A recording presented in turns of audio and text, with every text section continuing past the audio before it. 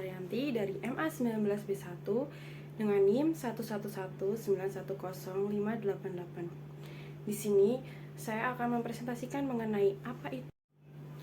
Vintage merupakan sebuah sebutan inovasi yang terjadi pada bidang jasa keuangan, di mana jasa keuangan konvensional mendapatkan sedikit sentuhan teknologi. Otoritas Jasa Keuangan atau OJK telah mengklasifikasikan vintage di Indonesia ke dalam dua kategori. Yang pertama adalah vintage 2.0 untuk layanan keuangan digital yang dioperasikan oleh lembaga keuangan. Sedangkan vintage 3.0 untuk startup teknologi yang mempunyai produk dan jasa.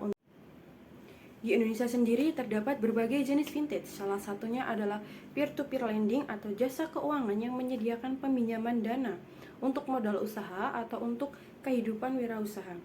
Adapun jenis vintage ini mempermudah para pelaku usaha untuk mendapatkan modal secara cepat melalui online. Akan tetapi, kita perlu waspada karena banyak sekali vintage ilegal yang tidak terdaftar di OJK. Dengan hal ini, kita harus bisa membandingkan antara vintage satu. Yang kedua adalah microfinancing, adalah jenis vintage yang merupakan solusi bagi masyarakat menengah ke bawah untuk mendapatkan dana segar namun terkendala dalam sistem bank. Sudah menjadi rahasia umum jika akses ke institusi keuangan seperti perbankan sangat sulit diraih oleh masyarakat kecil di pedesaan. Nah, tugas dari microfinancing adalah menjembatani antara masyarakat yang membutuhkan dana dan investor secara digital. Dana tersebut dapat digunakan sebagai modal usaha maupun untuk memenuhi kebutuhan sehari-hari. Yang ketiga adalah e-wallet. E-wallet adalah dompet digital. Produk vintage satu ini adalah menyediakan tempat penyimpanan uang secara elektronik. Tujuan produk vintage ini berupa mempermudah penggunaan untuk melakukan pencairan dana atau transaksi pada aplikasi-aplikasi lainnya seperti marketplace, merchant aplikasi, dan semacamnya. Salah satu contoh dompet digital adalah Dana, Isaku, dan lain sebagainya. Yang keempat adalah manajemen risiko dan investasi. Vintage ini memberikan kamu layanan untuk mengelola keuangan secara baik dan benar. Jenis yang satu ini dapat membimbingmu untuk membuat perencanaan keuangan yang baik serta mewujudkan impian finansialmu di masa depan. Selain tentang perencanaan keuangan, vintage ini juga memberikan kamu akses kepada investasi maupun asuransi. Dengan hanya bermodalkan smartphone, kamu bisa mendapatkan paket lengkap dalam pengelolaan keuangan.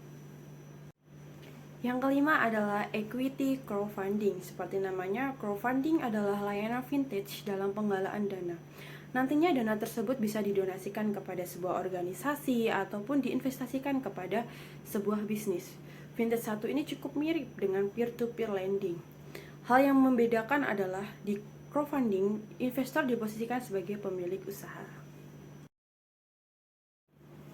Kelebihan dan kelemahan vintage. Untuk kelebihan vintage sendiri adalah satu, mudah dalam melayani konsumen. 2, informasi cepat dan murah. 3, keamanan terjamin. 4, prosesnya cepat. 5, mudah disetujui dalam waktu kurang lebih 24 jam. 6, pelayanan efisien. Dan 7, notifikasi pembayaran dan nominal sangat akurat. Kemudian untuk kelemahan vintage sendiri adalah 1, wajib terkoneksi internet. Yang kedua, hanya menjangkau pebisnis yang paham mengenai internet. Yang ketiga adalah rawan penipuan. Dan yang keempat adalah biaya tinggi, atau untuk pinjaman online biasanya suku bunga yang diberikan tuh tinggi. Bagaimana sih perkembangan vintage di Indonesia? Inovasi jasa keuangan yang telah dipengaruhi oleh perkembangan teknologi dan sedang menjadi perbincangan hangat pada saat ini adalah financial technology atau vintage.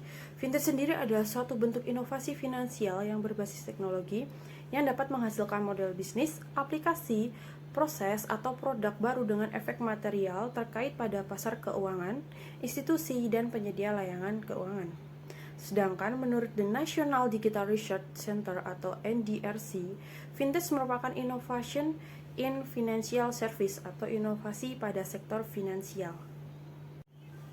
Berdasarkan data yang dikeluarkan oleh perusahaan konsultasi manajemen bisnis McKinsey & Company dalam laporan terbarunya berjudul Digital Banking in Indonesia, Building Loyalty and Generating Growth, tingkat penetrasi penggunaan layanan keuangan melalui fintech di Indonesia masih sekitar 5%.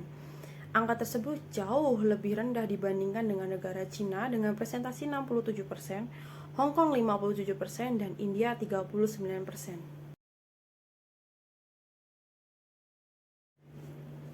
Meskipun demikian, fintech di Indonesia tetap mempunyai potensi besar untuk berkembang ke depannya, karena berdasarkan survei yang dilakukan pada tahun 2017, pertumbuhan digitalisasi di Indonesia merupakan salah satu yang tercepat di dunia, bahkan mengalahkan Cina dan Brazil.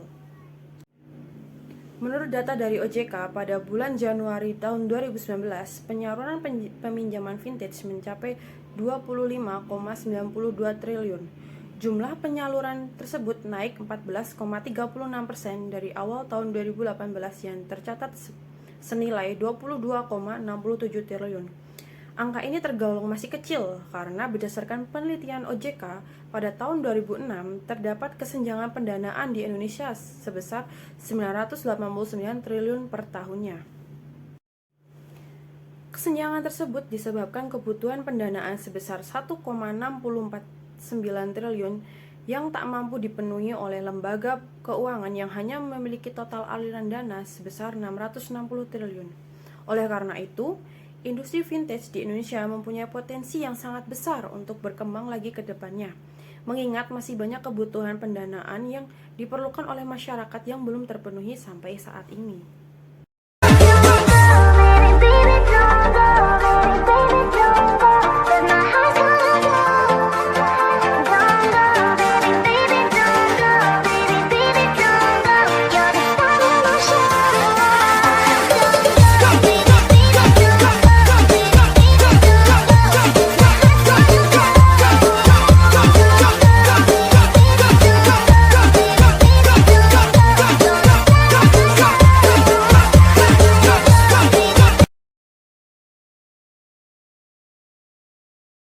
Apa itu fintech? Fintech merupakan singkatan dari kata financial technology yang dapat diartikan sebagai pemanfaatan perkembangan teknologi informasi untuk meningkatkan layanan di industri keuangan. Seiring dengan perkembangan teknologi dan kebutuhan masyarakat saat ini, semakin banyak lembaga jasa keuangan dan perusahaan perintis atau startup yang telah mengembangkan produk dan layanannya melalui pengembangan teknologi dan kanal digital. Dengan memanfaatkan teknologi tersebut, diharapkan produk dan layanan jasa keuangan dapat semakin memberikan manfaat, kenyamanan, kemudahan, dan kecepatan bagi masyarakat. Terdapat beberapa layanan fintech yang telah berkembang di Indonesia, yaitu Digital Payment, Financing and Investment, E-Insurance, Information and Feeder Site, Personal Finance, dan Account Aggregator. Berkaitan dengan fintech, OJK sebagai lembaga yang memiliki kewenangan untuk mengatur dan mengawasi pelaku usaha jasa keuangan, serta melindungi konsumen dan masyarakat di sektor jasa keuangan. Melakukan pengawasan terhadap fintech yang dilakukan dan dikembangkan oleh pelaku usaha jasa keuangan yang telah mendapatkan izin dari OJK, baik dari sektor perbankan, pasar modal, maupun industri keuangan non-bank, meliputi asuransi, perusahaan pembiayaan, dana pensiun, pegadaian, dan lembaga jasa keuangan lainnya yang diatur dan diawasi oleh OJK berdasarkan peraturan perundang-undangan.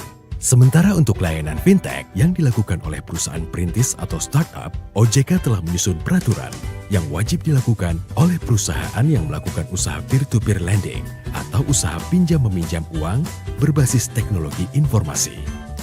Fintech memang memberikan kenyamanan dan kepraktisan, namun konsumen tetap harus waspada dalam menggunakannya. Berikut beberapa tips terkait layanan fintech. 1. Pastikan aspek legalitasnya. Gunakan produk dan layanan yang disediakan oleh perusahaan yang telah terdaftar dan diawasi oleh regulator, seperti OJK, Bank Indonesia, atau lembaga pemerintah lainnya. 2. Pahami manfaat, risiko, dan ketentuan yang berlaku dari produk layanan fintech yang akan digunakan agar dapat menggunakannya dengan tenang, nyaman, dan aman. 3. Pastikan perusahaan fintech tersebut telah memiliki kontak dan layanan konsumen yang jelas serta mudah diakses, yang perlu diketahui jika sewaktu-waktu diperlukan untuk mengajukan pertanyaan dan menyampaikan pengaduan. 4. Waspadai tawaran produk dan layanan yang dijual melalui kanal digital tanpa kejelasan aspek legalitas. Karena makin marak penawaran produk dan layanan keuangan yang berpotensi merugikan masyarakat atau penipuan. 5. Jika memerlukan penjelasan lebih lanjut, hubungi kontak OJK 157, satu layanan untuk Indonesia Maju. OJK membangun perilaku cerdas keuangan masyarakat Indonesia. Sikapi uang dengan bijak. Siapa di sini yang lagi butuh uang dan ingin meminjam uang di aplikasi online ilegal? Mulai sekarang kamu harus berpikir ulang karena banyak sekali risiko yang kamu hadapi setelah meminjam. Yang pertama adalah pinjaman online ini tidak terdaftar di OJK, jadi sangat berisiko. Bunga sangat tinggi dan tidak terbatas. Informasi perusahaan tidak lengkap dan tidak jelas. Uang pinjaman gampang dicairkan, tapi sebenarnya ada maksud di balik itu. Aplikasi ini sebagian besar tidak ada di Play Store. Data pribadi kamu disalahgunakan. Dan yang paling parah adalah kamu akan ditelepon, di SMS, tidak hanya kamu tapi keluarga kamu juga mendapatkan caci maki, dan kamu akan selalu diteror, yang pada akhirnya akan berdampak pada kesehatan dan mentalmu.